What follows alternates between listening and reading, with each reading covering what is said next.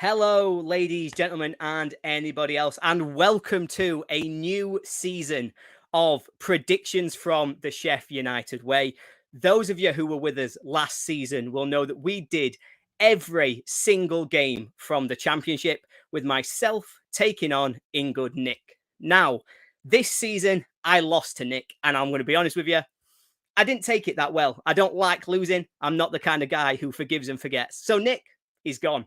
We don't want him here anymore because I don't want to lose again. So this time I am delighted to have found a new partner in our predictions crime. I would like to introduce to you all Jimmy from Blades Ramble. How are you doing, Jimmy? I'm good, thank you, pal. How are you? What's happening, Blades? Are we all right? Thanks for having me, Ollie. Appreciate it. No, anytime. Like I say, it is high pressure because, as I say, I did lose this competition last year and I'm quite determined not to lose again. How are you feeling? You confident in your Premier League predicting nous? Are we saying it's Ramble versus Sheffield United way? Is that what we're doing?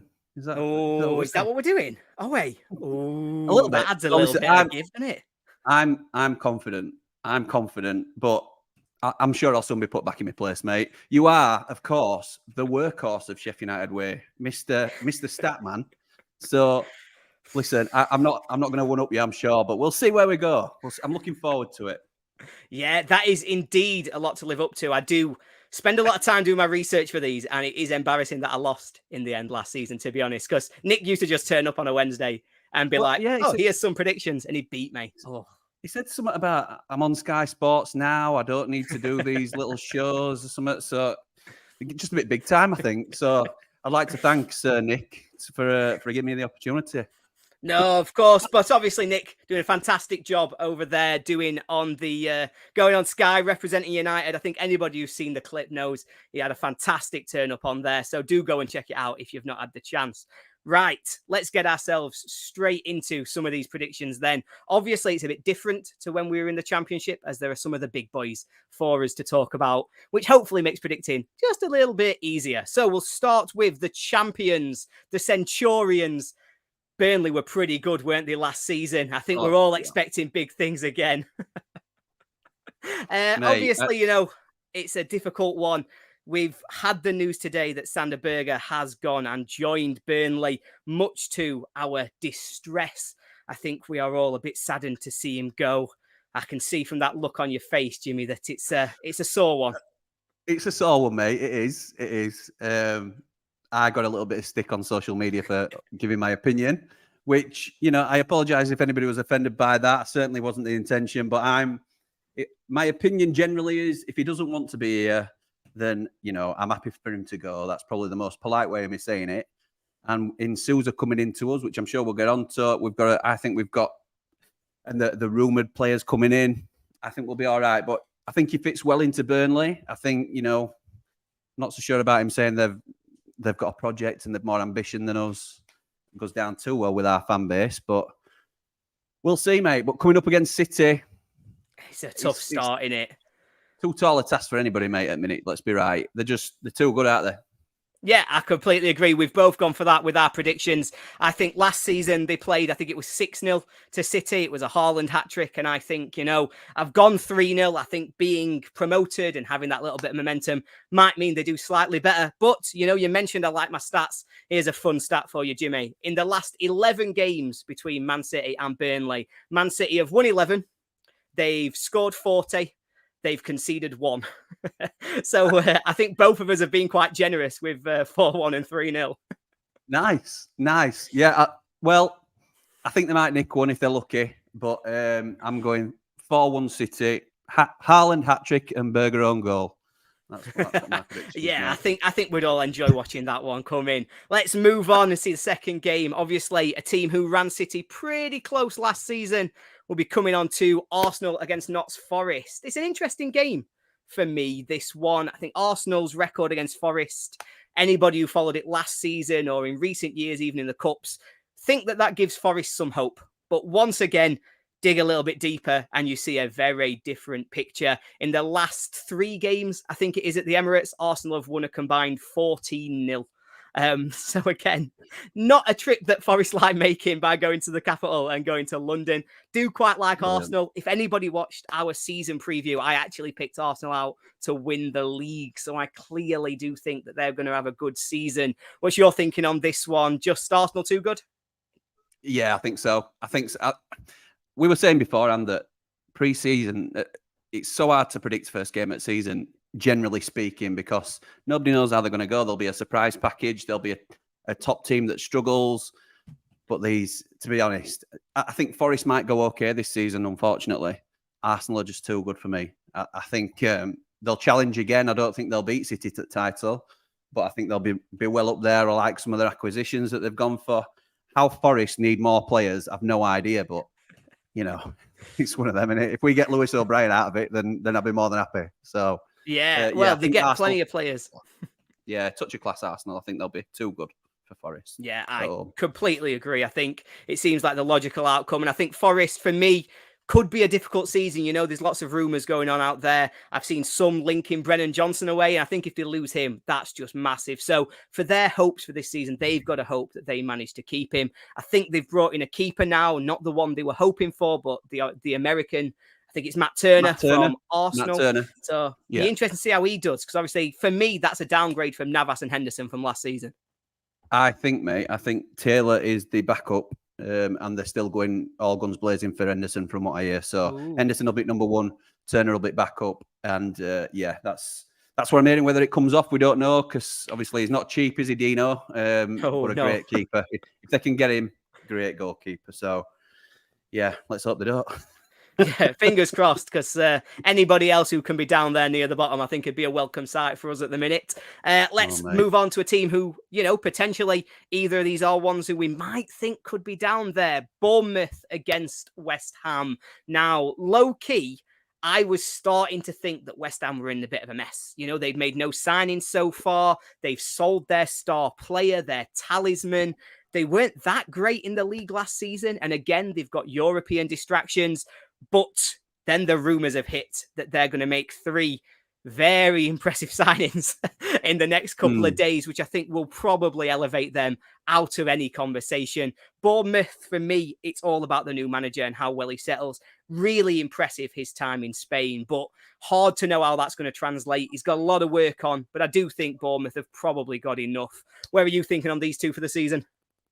Yeah, I think you're probably right with West Ham in terms of how we're in a similar boat. Thought they might struggle because it was that old adage where they've sold Rice for 105 million. Everyone knows that they've got that money burning hole in their pocket. So everybody's price that they're trying to buy inflates, and they know how much money they've got, basically.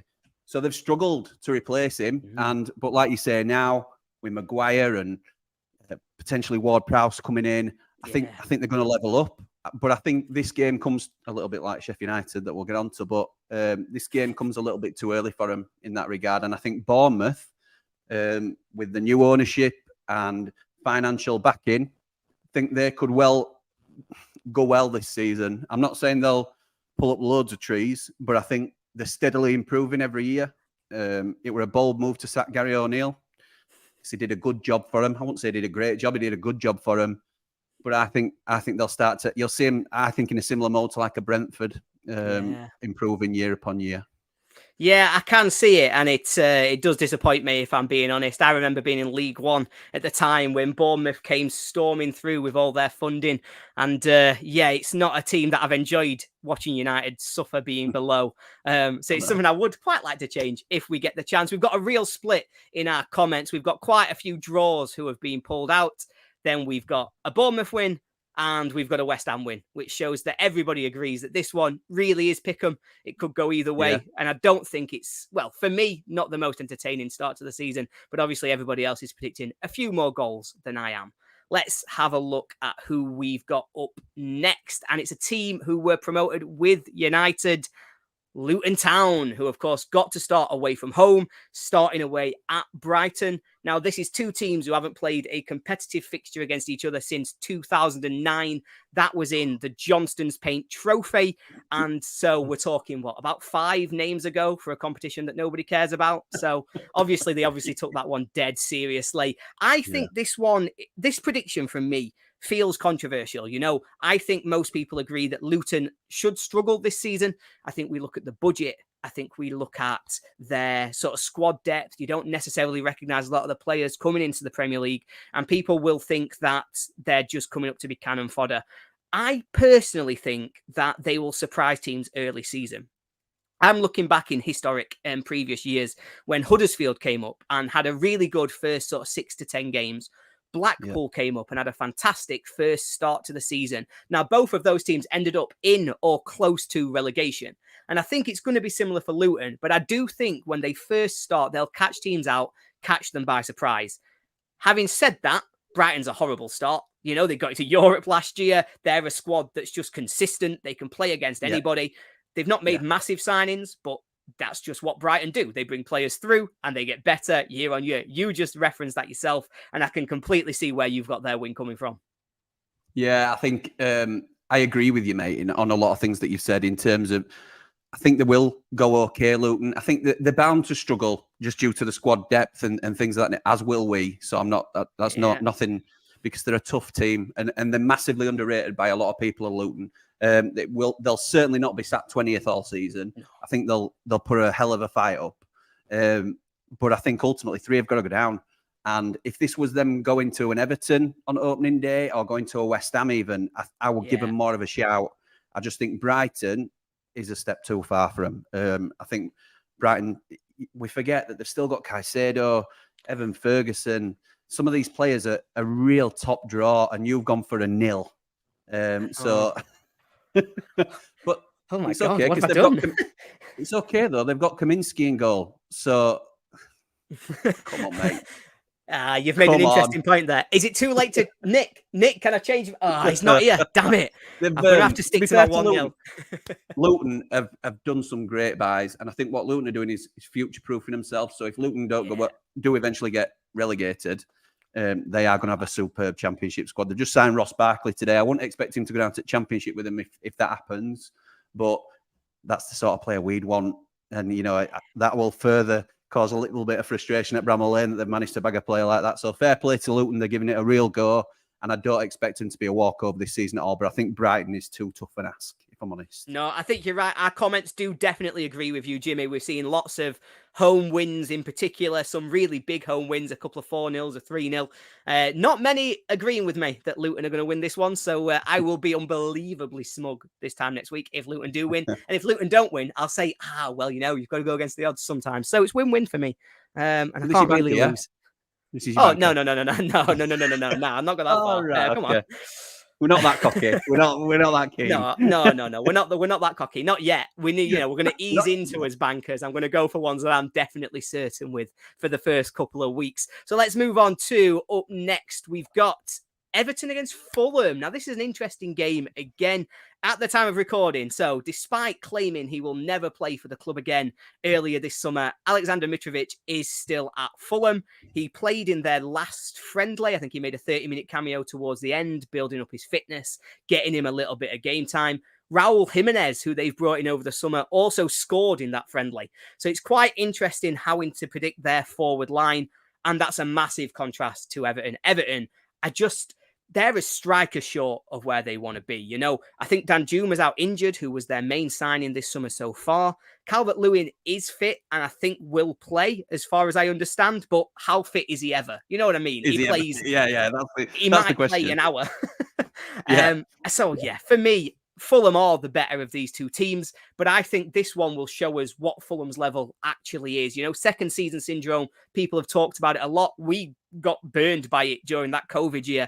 And so it'd be nice to see, can they sustain their level or are they going to drop off? And I think this game will show us whether or not they're going to be in and around it. Because for me, Everton haven't improved. I still predict them to be down towards the bottom in a bit of a scrap against relegation. Yeah, I think you had Bournemouth and West Ham as your board draw. This is going to be mine. It's if I could pick a game to avoid watching, this will be the last on the match of the day. I think Mitrovic going or looking like he were going to be going is brilliant news, particularly for teams like us who are going to predicted to struggle. Because I think if Fulham lose Mitrovic, it's a huge part of their arsenal gone. It doesn't mean that they haven't got other good players. We know they have. But I think Fulham going away, I'm not sure Mitrovic will feature if he's still being linked away. A little bit like Akpom, didn't feature for Borough, although he were on the bench. But I think Fulham have got the slight edge, but going away and Everton being at home probably cancels each other out a little bit. So, yeah, ball draw for me, 0-0. Yeah, not against it. I'm definitely not against that. And we come to the main event, you know, it's coming a little bit early, but the biggest game of the weekend obviously takes place at Bramall Lane, where I disappoint all my friends, family, and viewers of this channel because, of course, I don't believe we're in a position to start this season fantastically. I think somebody will come at me, ask me to revoke my membership, take my season ticket away. But, you know, this has been a summer that's been really damaging. You know, we've lost Illiman and Dye. We've lost Sander Berger. We've lost Tommy Doyle. At the time of recording, we've got no news on James McAtee coming back. And that's 4 of our 5 biggest chance creation players from last season. And it creates a clear gap right through the middle of the pitch. I think defensively, we're still going to be good. I think we're going to be good at keeping teams to 0 to 1s. But this first game just comes a bit too soon for me. I think we need another couple of weeks, another couple of players in through the door. And of course, we have got one in through the door today in Vinicius Souza. I'm excited about him. I think he's going to be a really good addition to our midfield. I think he's going to make a real difference, add us a little bit of bite that maybe we've not had previously, and allow us to really screen that defence. But again, I wonder if this one just comes a little bit too soon. Jimmy, give us the positive side. Tell me what you're thinking. Tell me why I'm deluded and that everyone should take away my membership of being a Sheffield United fan. You're not deluded, mate. You're not deluded. I am being falsely positive.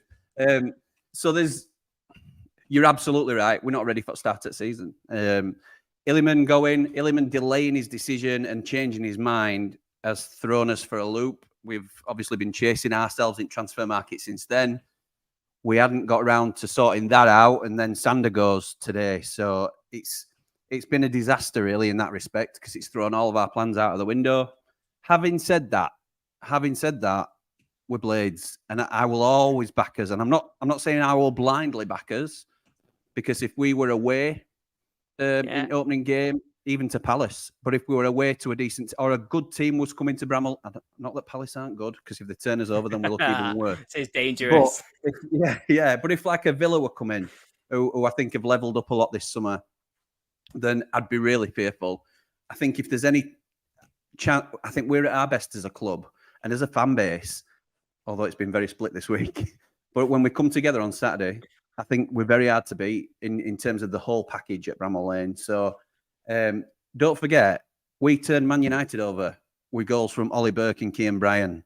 So while people think that, yeah, exactly. While people think that we're just going to be walkovers, listen, I make us bigger favourites than Luton at the moment to go down at this point in time. Come the end of the window, I'm confident we'll have a good team. And I think come Saturday, the lads will utilise all this negativity and sort of write them off early. What the hell is Sheffield United doing? I think they'll use all of that and come out with a positive result. And I think at this stage, a draw is a great result for us, I have to say. Even though it's a winnable game. A lovely rallying cry there. Hal agrees with you, going 1-1, and that feels like a death blow to my chances of getting that one correct. But of course, this isn't a purely Sheffield United video, and so we will move on to our next game. But before we do, our next game up is Newcastle versus Aston Villa. Now, this game is included in Circle's 5-match million. As you can see on the screen, there are 5 matches included where you predict 5 numbers and you can win up to £1 million cash prize. Now, the game is really straightforward. You will choose 5 numbers, 1 for each of the 5 games included. Just covering those again, that was Burnley Man City, Arsenal Forest, Newcastle Villa, Chelsea Liverpool, and Man U versus Wolves. And then depending on the key actions in that game, the circle will spin. And at the end of the game, it will land on the winning number. You only need to match 1 number to win a prize, but match 5 out of 5 and you are a millionaire. It is £2 to enter this competition. However, because you're watching this channel, because you're listening to me do this spiel right now, you will get a free entry for your first game using either the link below this video in our description or by using the referral code, the SU Way. That's all capitals, the SU Way, when you register. And then once you've done that, you then get a referral code of your own where you can refer your friends and build on getting those free games. Now, I should say this is a paid game. You have to be 18 plus, and I must remind all viewers to be gamble aware. Please don't get carried away with gambling. Please don't bet more than you can afford. And if you do think that yourself or any friends have a problem, please visit begambleaware.org and you will be able to access numerous levels of support. Now, let's get into our predictions, Jimmy. So I'm building on what you just said. You know, I think that Aston Villa have leveled up. That's what I really think. Now, these two played, obviously, last season. They were both in the league, and there were two utterly bizarre results. At the start of the season, Newcastle beat Aston Villa 4-0. At the end of the season, Aston Villa beat Newcastle 3-0. So there's absolutely nothing to gain from understanding where these teams were last year in comparison to each other or at their head-to-head. But I've got a lot of optimism for Villa's chances. They've done really good business, and I have a lot of sort of confidence in Unai Emery. You know, he was laughed at a lot previously when he's managed in England, but he's an excellent manager. I think he'll suit them well in the league. I think he's going to be massive for them in Europe. Whereas Newcastle, unbelievable year last season, but for me, they're going to regress a little bit. I don't think their squad or their manager is really that strong. I think third, fourth European challengers is a bit of a step too far for them to do it again. I think they'll probably be in and around the Europa League, but I just think it's going to be a little bit of a step back, and Villa are the kind of team who can take advantage. What are you thinking? Yeah, I think good evening, as Unai would say. That was a lot of what the sticky got, weren't it? But he has proven to be such a good manager, and maybe Arsenal listen, they've gone on great guns with Arteta, but he didn't have best of times at Arsenal, but really has sort of made an impact at Villa. And some of their signings, like we've talked about, they've levelled up, haven't they? Newcastle, you make great points about Newcastle, and I have to agree. I think for the money they've got, they're finished in a position that they probably should have done. But for the squad that they've got, because they didn't throw money at everything as yet, I'm sure they will do in time. For the squad they've got, I think they overachieved. So as they've only added one or two quality players, yes, that might make them go well again. But I think Villa, if on paper, will probably have a stronger 11 at the moment for me. So again, it's probably a little bit of that home advantage. Because if it were at Villa, I might have said it were a different result. But I've gone for a Desmond because I think both teams are capable of putting the ball in the onion bag, unless I can get any more cliches in. Go on, see if you can get one more. No, I completely agree. Go on. I ain't got any more. I'm going to struggle.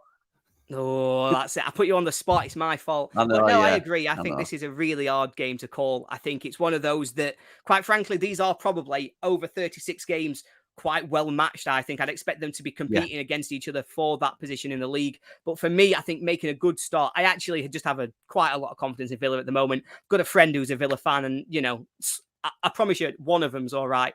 I can't speak for the rest of them, but I think he's really confident. He thinks they've had a good summer, and so I'm going to go with his confidence. So let's have a look at coming up next. And this is a team who would want to be competing with Newcastle and Villa for those European spots, but right now, I'm still struggling a bit with Tottenham, you know. I really like Postecoglou. I think he's a fantastic addition. He did a great job last season at Celtic. I think everywhere he's been a really exciting manager. And him being exciting, trying to play attacking football is really positive. And it will really suit the Spurs squad. But while ever there's this question mark, this massive question mark hanging over Harry Kane's head, I'm going to really struggle to get with them. I think they need to either sell or they need to announce he's staying. I don't think we can just drag on and on and on, because that's a real issue for me. So, you know, Brentford have lost their keeper. They're not in a great position. You know, Flecken might be a capable replacement, but he's a step down both in possession and as a shot stopper right now. I know he's younger, he's got development, but for me, both teams are coming into this a little bit awkward, but you never want to go to Brentford. It's one of them grounds that you just don't want to go to, and that gives them the edge for me. Yeah, some good points again, all as I would expect from the workhorse of the Sheffield United way. But Tottenham, for me, historically, probably the most inconsistent of the big six. You never know what you're going to get game to game, and big seven now, I suppose, if you want to chuck Newcastle in. But you never know what team's going to turn up. I really like Postecoglou, and that's probably what's turning it for me. I don't think Harry Kane will go. I think he'll stay. I think he's already said if it goes past this week, or his representatives have, or it's certainly paper talk, that if it goes past this weekend, game week 1, and I've not moved, then I'm staying. So I think he'll stay at Tottenham. Because if he goes, who do they play up front? Who have they got that can play up front? So I'm banking on him staying in this result. But Brentford have not only lost David Raya, they've lost Ivan Toney. And that is a huge loss for Brentford. So listen, Brentford surprises every year, and they will have bought somebody for £2 million from Denmark that nobody's heard of, and he'll come in and he'll bag 20 Premier League goals. But this is why I've not gone Tottenham to 0. Brentford, you can never count them out, can you? Like you've said, difficult place to go. I'm sitting up fence and going 1-1 for this one.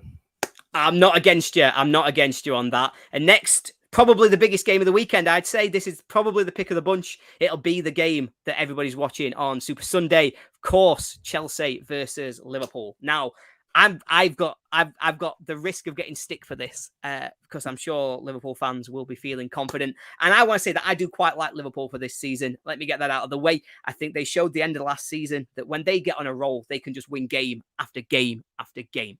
But they're still halfway through their revival and their rebuild that they've got to do. You know, they've shipped out a lot of the old guard, most of them to Saudi Arabia, and they've just not brought in all the replacements yet. You know, I really like Dominic, and I'm going to call him Dominic. And I do like some of the business that they're doing, but I still think they've got to get that last bit over the line. If Lavia's coming, they've got to get him through the door. Yeah. Whereas Chelsea, new manager, they're going to want to kickstart their season after being so bad last year. I know they've lost Nkunku, but I think you're just going to come out at home and that'll make a difference for them. Over the season, Liverpool will be the better team, but on the day, I think Chelsea. Yeah, it's a really tough start for Liverpool. These are always really entertaining ding-dong games, these. I remember a few seasons ago, it were always like 4-3, one way or other and things like that. It's always been a really good watch. And I think you could go either way and you can make an argument, like you've made a very good argument for Chelsea. I could probably say the same for Liverpool, that last season, I think their Achilles heel was the midfield.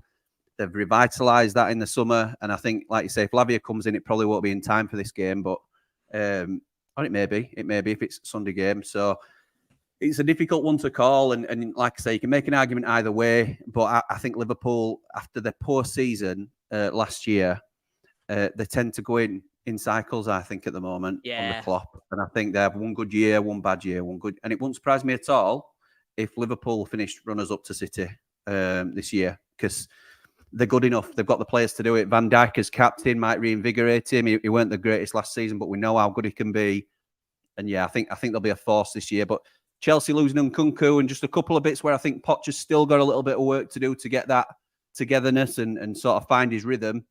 If he loses this, it's not the end of the world, and they can go again. So we'll see, mate. But I can see argument for both ways. Yeah, it's a tough one to call. I think whenever big six teams play each other, it's always 50-50. But I think Alessandro did say it quite nicely that sometimes they do tend to finish 0-0. So there's every chance that just happens again. And it's a real waste of my Sunday afternoon and all of the goodwill from my wife. So coming on to the last game of the weekend. And this for me is the easiest game that I've had to predict all weekend. I think Wolves are in a real mess, you know. I think they're the only team who I could actually make an argument for having had a worse summer than United. You know, they've seen one of their star men leave with Ruben Neves. Their manager's then just left. They've replaced him with Gary O'Neill. He did a decent job at Bournemouth. In fact, better than decent. He did a very good job at Bournemouth last season. I thought his sacking was harsh, but he's still a manager with only 9 months experience, and he's not got the same familiarity with the club at Wolves that he had at Bournemouth. And for me, that is a real impact on how big of an impact he can make quickly. So for me, I think Man U will still get this. Wolves were last season's lowest scorers, so I imagine over the weeks, I'll be predicting Wolves 0 quite often because I just don't see where the goals come from. They've not signed a striker, and yeah, Old Trafford's not the place to go when you're already in a bit of a mess on the first game of the season. Yeah, I'd registered this prediction before Lopetegui went because I think he's half decent and he can get a tune out of a really poor side. But so I'd have probably gone closer to you, mate, to be honest, because this is, for me, I know you can come to what games we've gone as bankers, but it's a layup. This, I think, that Man U Yeah. rock up Old Trafford, full crowd, made some really positive signings themselves. Looks like Maguire's out of the picture, which he'd become an unpopular figure. He's not a Man U player for me, and he's not of that quality, but he's still a good lad. He's a blade, isn't he? Let's be right. So, but I always have to get us in. Every game that we talk about, I'll try and get some sort of Sheffield United reference in. But yeah, I'm all here. I'm here for it. I think Onana as well. They've levelled up a little bit of Man U, and they might be a little bit of a dark horse. I certainly fancy him for top 4 again this year, and maybe 3-0 would have been closer to what I'm now thinking. But we stick with what we've gone with, mate. And yeah, I think you're going to be closer than me, I think, this time. Oh, fingers crossed. Right, Jimmy, that brings us to the end of our video. All that's left for us to do is to name our bankers. So we'll do it because it's already on screen. My banker is Manchester United to beat Wolves 4-0. Now, this season, we are going to do the bankers slightly differently. The rules are the same. You still get double points, but you can only choose each team 3 times over the season. What we don't want is this to become a really boring recurring segment where we all say, well, Man City are going to win. Well, Man City are going to win, because I think that would get tiring for everybody. So, Jimmy, who's your banker today? Man City are going to win. Man City are going to win. Man City are going to win. Listen, I'll spice it up and just let you know my secret. Everybody that goes against Burnley at the moment, they're my banker. So until I get over Sander, that's going to be my one. Anyway, I'm only joking. But City are my banker. I think I don't just think. I hope they stuff Burnley, and that's just the way I feel about it at the moment, if I'm honest. So, well, John A is going to absolutely love that in our comments. I can already see him starting to come back at us. He reckons that Burnley can be their banker. It's great to have you back, John A. Obviously, great that we both managed to get promoted, but not great that you've stolen Sanderberg from us. And yes, we're feeling a little bit bitter. Thank you very much, everybody, for joining us for this stream today. I really appreciate everybody's time. It's great to be back and doing this in the Premier League. And we look forward to seeing you every week as we go through these results. Now, if you want to play along with us, please, on the video after we finish going live, so on the YouTube video, just go in and give us your score predictions. Just have home team, away team, score in the middle. I'll give you your scores next week, and I will shout out everybody who's at the top of the leaderboard. Oh, how are you feeling, Jimmy? You confident? I'm confident, mate. I'm confident. I think you were noticeably retracted a few of yours and sort of winced as we were talking through them. So I think your confidence is frittering away a little bit, and I'm quite confident on mine. Nice. See, I'm a lot of things, but I'm not a confident man. You've only done me on Man U. To be fair, Chelsea could swing your way as well, but I think Man U, you're probably closer than I am. Well, we'll see how it goes. Thank you very much for joining us, everybody, and we look forward to seeing you again next week.